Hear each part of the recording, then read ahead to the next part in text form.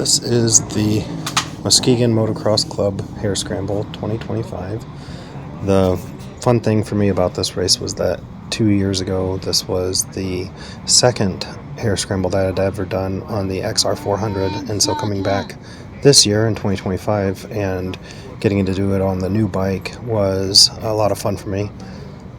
This type of start they call a shotgun start. We had to start with the bikes off and actually facing the bike with straddling the front tire, and I actually got off to a pretty good start. I was quite pleased with where I was running in the pack and keeping it on two wheels, and I kept that speed up for about the duration of this first video till you start to get tired out, and then becomes more of a challenge of endurance and keeping going, more so than trying to go as fast as you can.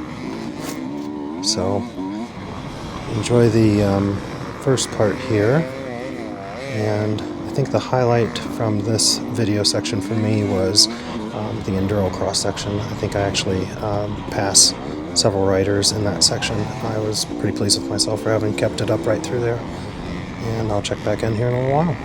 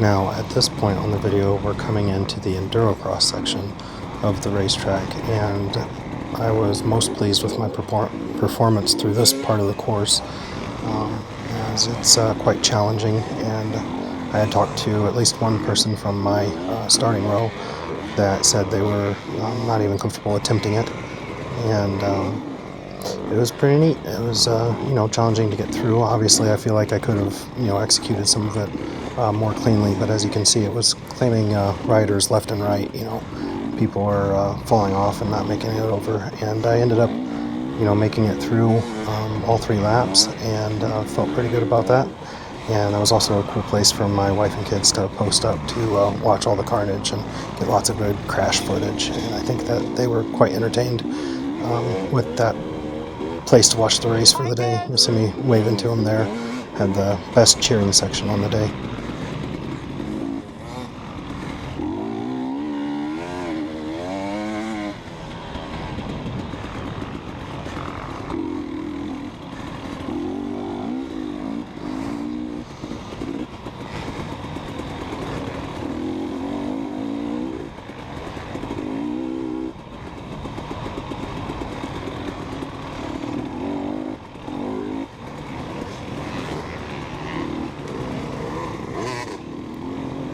by about now you're realizing that you're not going to be able to keep sprinting for the whole 2 hours, and you're going to have to find a pace and start to ride more comfortably so you don't gas yourself and start making mistakes. But so far I was really pleased with my speed around the course.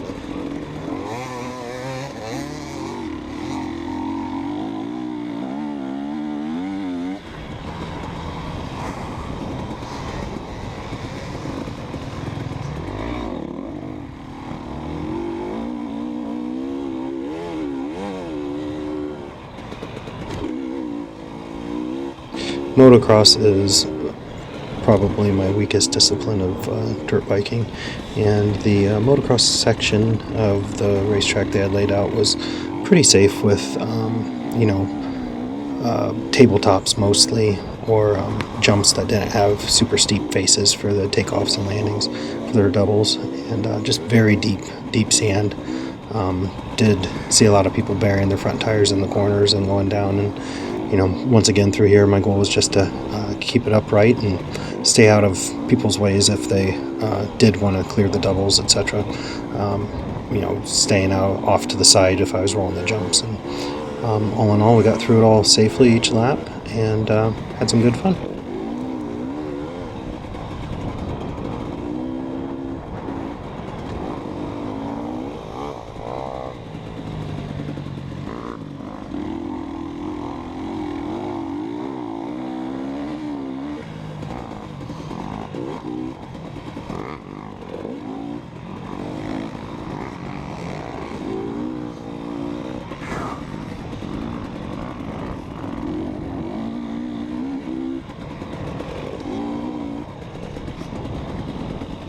Now, I was racing in the C class for ages 24 through 34, 25 through 34.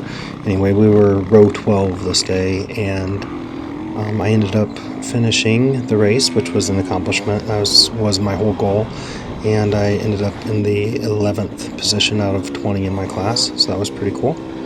And I think there were nearly 50 people that started the race that didn't finish. So once again, just even finishing was a good accomplishment for me, especially as things got more difficult, as we got tired later on.